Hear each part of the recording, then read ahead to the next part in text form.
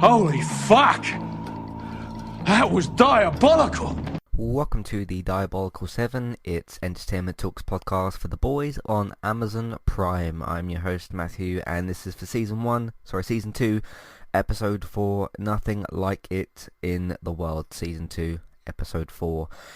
I thought this was a much better episode than almost all three of the episodes last week. I feel like it was quite a good idea actually to bundle the first three episodes of the season together as sort of one big 3-hour premiere, and then kind of have things, slow down a little bit and have this episode come out as the fourth one. I thought that was quite a good idea.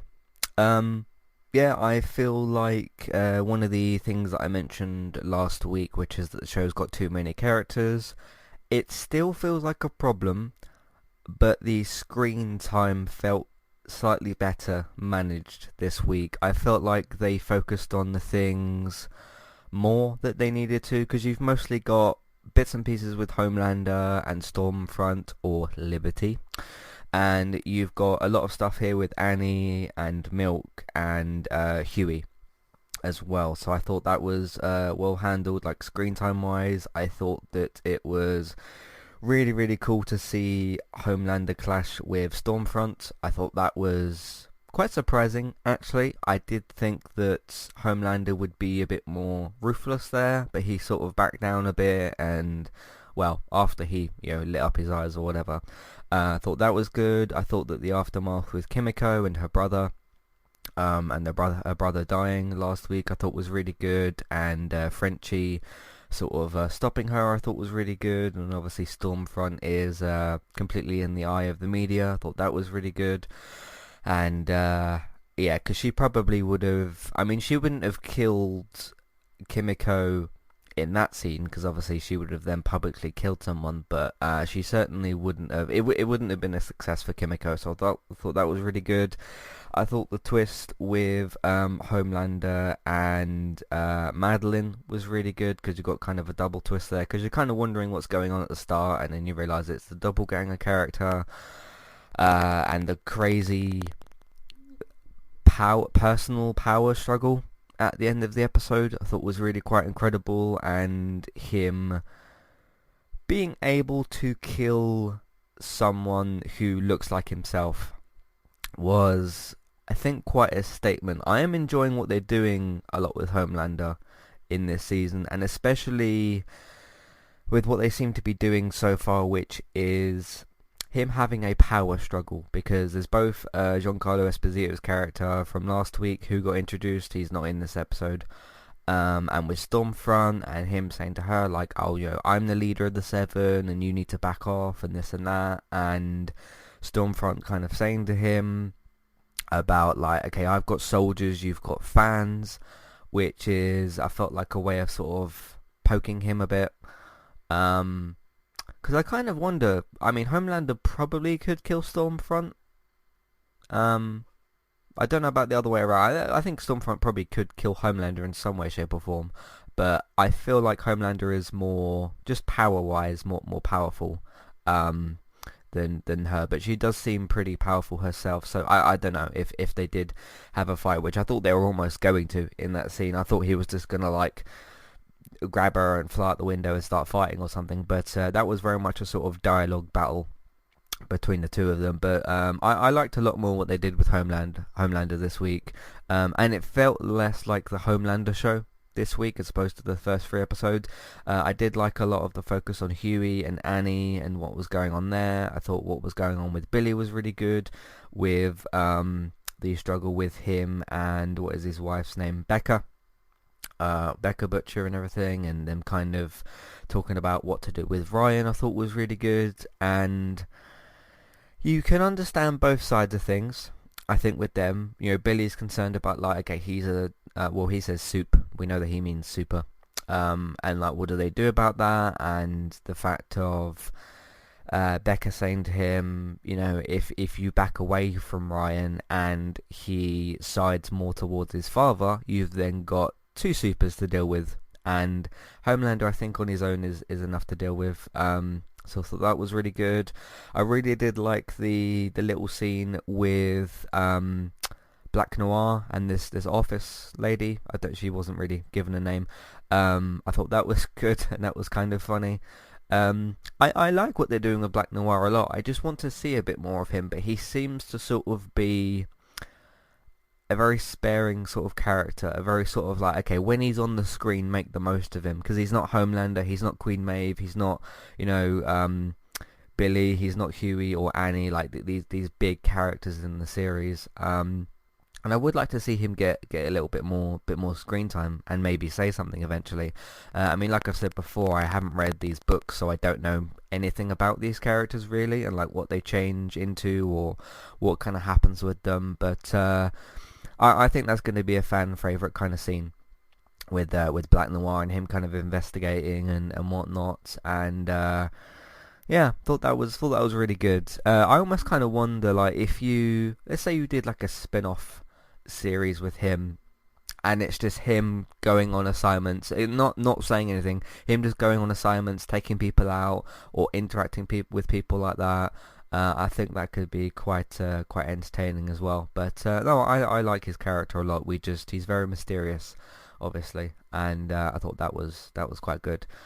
It's one of them performances where it's all in the body language. I mean, he can't even really do any sort of facial expression sort of acting because he's got his helmet or his mask on or whatever, and he can't do that. I know he's sort of like in that scene at the end when he sees Billy on the camera and he sort of tilts his head to the side and stuff like that. The actor is very, what's the actor's name? Let me see if Nathan Mitchell, Black Noir. He's very restricted with what he's able to do, but he still does quite a lot with what he's able to do anyway, which I think is quite a talent. So credit to him for being able to do that. Interesting again I'd be interested to see, because I haven't looked up like any opinions from today's episode. I've just sort of got up, had my breakfast and whatnot, watched the episode, and now I'm here doing the podcast. I haven't sort of looked up any opinions today of the episode or really anything. From what I can gather from last week's triple episode, it was an overall sort of positive consensus for the episode, which I'd agree with as well. I still think the show's got its problems. I mean, every show's got its problem, but yeah, my main problem from last week with the whole screen time with characters and stuff, I feel like was better this week, but could still do with a little bit of improvement. But anyway, that's not it's not one of the episode's problems this week necessarily. Well, it is, but not as bad as last week. But I'd be very interested to see what people think of Huey and Annie, because it does take a lot of screen time up this week, which I didn't mind. I thought it was really good anyway, so I didn't mind how much screen time it took up. Just a lot of development with the two of them, and you can clearly see that Huey has like fallen for her, and Annie kind of has, but not as far. But obviously Annie's arguably, more scared of, okay, if I do team up with Huey fully, what is Homelander going to do to me? Probably kill both myself and Huey. That's probably what she's sort of thinking, given, their elevator confrontation from this episode as well, which was quite tense and very interesting. So just going to take a quick break here. We'll go into a bit of housekeeping, and then I'll come back and talk about some more of the episode. See you for that in a minute. Hey there, I'm Aaron Holman, host of Eye to Eye, a weekly podcast talk show all about passion. I have this passion and this fire within me that burns brighter than the fire around me. Flow. With performing, there's always a story to tell, whether it's my own or not. And creativity. I go, he's more than cute, he's creative. All with an LGBT twist. Make sure to check out Eye to Eye, that's EYE, number 2, letter I. And rate and subscribe on Apple Podcasts or wherever you listen in today.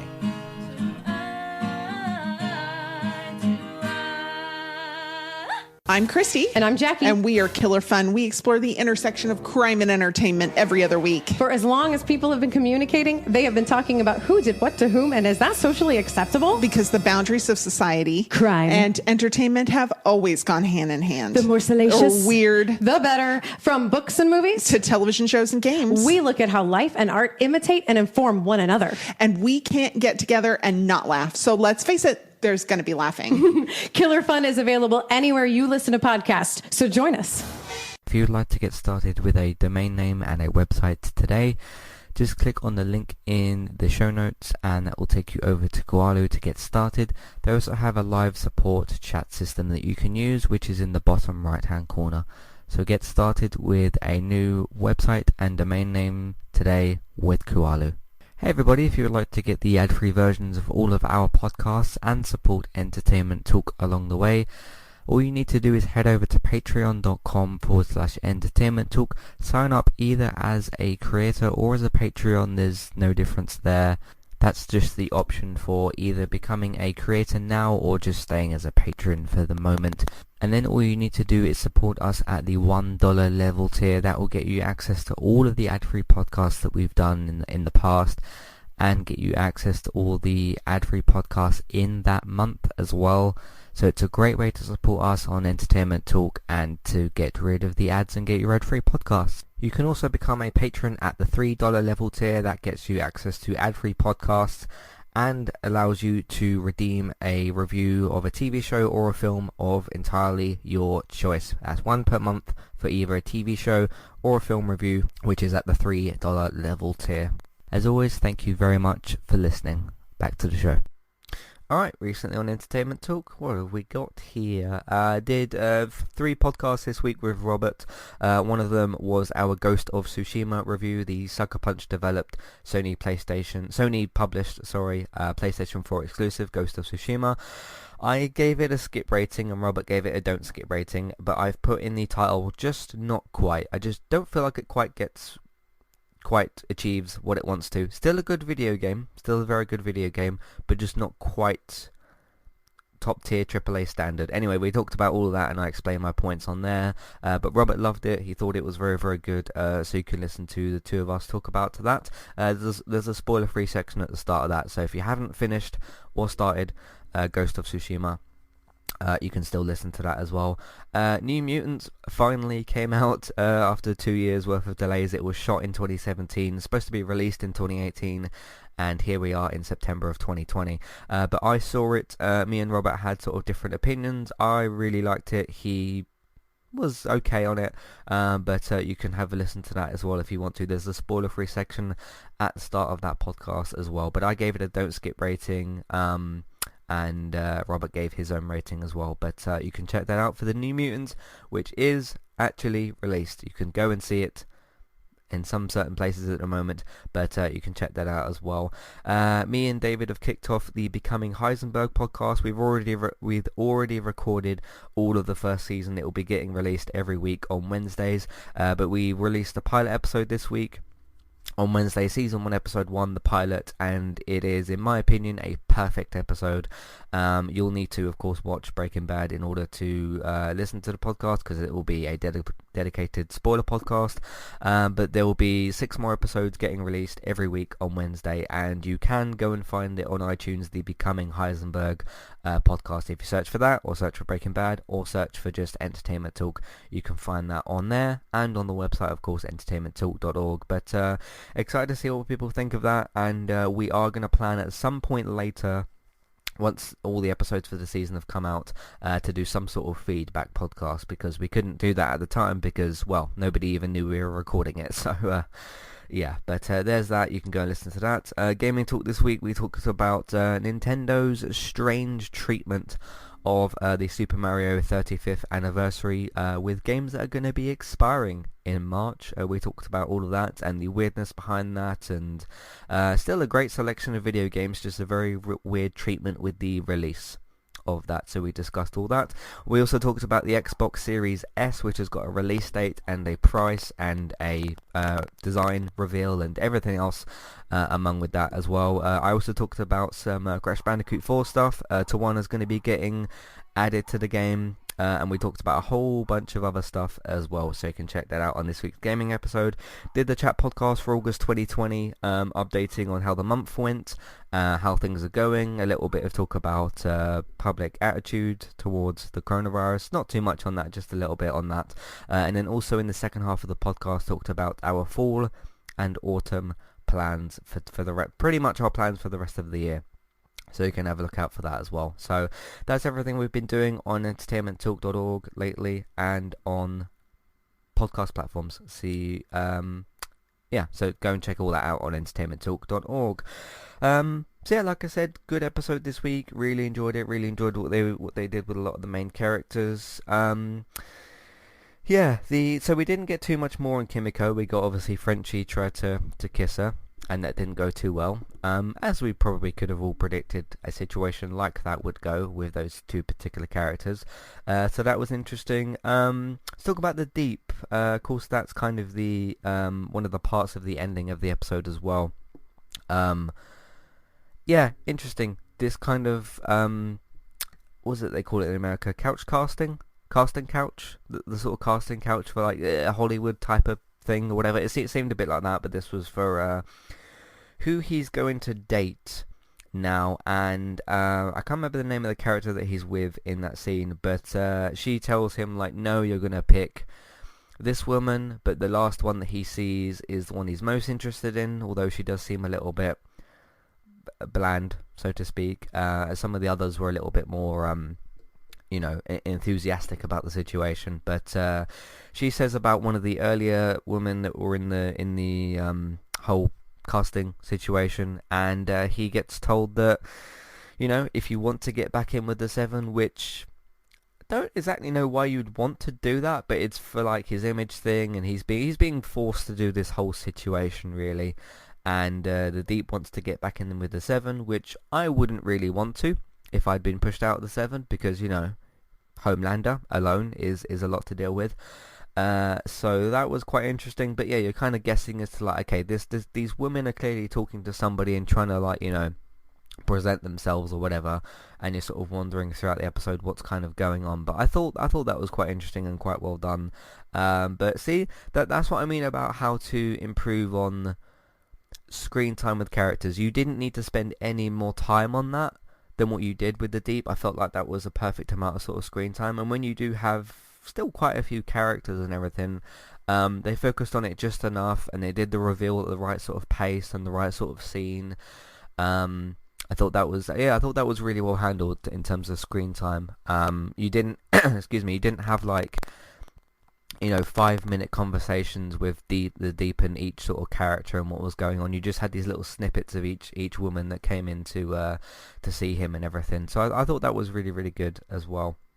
What was the other thing I need to talk about for the episode? Yeah, the ending. With Homelander kind of killing the doppelganger who turned into himself and was saying some interesting stuff to himself. Again, a really kind of interesting power thing with Homelander with what's going on there, and I thought that was pretty well done as well. So I thought that was quite good. Yeah, Billy and Becca, I sort of already talked about that. I think there's a lot of, with really everybody, with Billy, with Huey, with Annie, with Homelander, with the Deep. There's a lot of interesting power struggles going on with everybody. I think most notably with Homelander, because obviously you've got Stormfront now that he's got to sort of contend with and everything. I thought that was interesting, by the way, with the reveal that she is Liberty and she killed this guy or whatever, a long time ago and everything. So that was quite good. A lot of interesting setup power-wise as to what's going to kind of happen with these characters in the future episodes. So overall, a much better episode this week. Not that the 3 episodes are bad, I just thought that pacing-wise, screen time-wise, character development-wise, story-wise, just a lot better this week as well. The other thing I need to talk about as well is Queen Maeve and Homelander. She kind of outs him. He kind of outs her on the TV as being gay or being lesbian and everything. Again, feeding into it is really kind of a theme of the season, the whole power thing, because this interviewer, Maria Menounos, isn't she the founder or one of the people behind AfterBuzz TV? I've heard her name definitely before. I don't actually know what she looks like, so I don't know if that is the exact same person. But I've seen her name thrown around a few times. I remember when I used to listen to some AfterBuzz TV stuff, she used to be sort of doing some of the ads and whatnot. I know that she's very, very heavily involved, if not the founder of AfterBuzz TV. She's doing a different sort of show here, but I definitely recognize the name, Maria Menounos. Yeah, she kind of asks Homelander about, the representation or the diversity of the Seven, and he's talking about A-Train, Black Noir, and then he kind of struggles from there on out because you've got the Deep, you've got Homelander himself, and you've got some of the others in the group as well. Annie, and he's trying to point out the black characters in the group, A-Train, Black Noir, and then he stops because he realizes that it's just isn't it just it's Homelander, Deep, Stormfront, Annie, Queen Maeve. None of those are black, and he's trying to sort of figure out. He's run out of like characters to sort of mention, and then he just outs Queen Maeve as being lesbian, which I thought was not very nice. But again, another power sort of thing from him, and him trying to make the Seven look better than what they are, or look more sort of diverse than what they are, I thought was really interesting. And he knows he's kind of out of people to mention, so him kind of throwing in the LGBTQ thing with Queen Maeve being lesbian, being gay and whatever, was just him trying to sort of push that envelope one more time. Him kind of saying to Maeve about like everything that's kind of going on and everything. Again, him trying to really, really push for power and really trying to put on that media face, because we've seen how deadly he can be. You see that in this episode, and we've seen it in previous episodes. But he puts on his media face in that scene and just casually outs Queen Maeve. I don't think the public knew about that before. Because he sort of reveals it as if it's like a new thing. I don't think the public knew about Maeve before. So him just being an arsehole again, and Queen Maeve clearly doesn't see it coming or knows it is going to happen. So just more sort of more power struggles, which I do think is a very, very interesting thing to do with the Homelander, because we can see kind of already, if you look at season 1 and look at how much power he had, and no one was really competing with him, and it was all going really well. Now you've got he's lost what's her name, he's lost Madeline, and he's got Stormfront competing with him, and he's kind of losing his fans, or Stormfront is kind of taking the public eye away from him, and he hates it. He really hates it, and it's really, really interesting. Plus you got Giancarlo Esposito's character coming in, and it's been a bit of a turmoil season for Homelander so far, and I really like it. I really like what they're doing, because I want a character like that to be challenged, because someone who thinks he's got all the power and had all the power doesn't have it as much anymore. He's still got a lot of power, obviously, but just not as much as he had before, and it's a brilliant thing to do with him, and I can't wait to see what the rest of the season plays out, how the rest of the season plays out like that with him. So we've only got 4 episodes left as well to do it, which is really, really good pacing wise, so we'll see. But that's pretty much all my thoughts on the episode. Really liked a lot of the things that they're doing, and a lot of things that this episode sort of set up for the rest of the season, the back half of the second half of the season. Thought that was really good. So yeah, good stuff. But what did you think of this week's episode of The Boys? Do you disagree? Do you agree with me on certain points? Which is perfectly fine if you are on either side of that, or whatever the case may be. What do you think? What do you think of the sort of the lovey-dovey stuff with Huey and Annie, and how they clearly want each other but can't, and the show is spending a lot of time on that? I do feel like certain members of the audience are going to hate that, because it is kind of soppy romance stuff that's going on. So what do you all kind of think of that, and the whole of the season so far? Let me know. Matthew at entertainmenttalk.org, Twitter eTalkUK. There's a contact page and information in your show notes. But that's it. That's my thoughts on this week's episode. I'll be back next week with episode 5. Episode 5 already out of 8, but that's what happens when you start off with 3. But I think that's a good idea. So we'll see how the rest of the season goes. In the meantime, Matthew at entertainmenttalk.org, Twitter eTalkUK, contact page, information in your show notes. Get in touch. Let me know what you think of The Boys, or anything else related to Entertainment Talk as well. Thank you all very much for listening. You can of course find everything that we've got on entertainmenttalk.org. If you want to support the podcast and Entertainment Talk, we are on Patreon.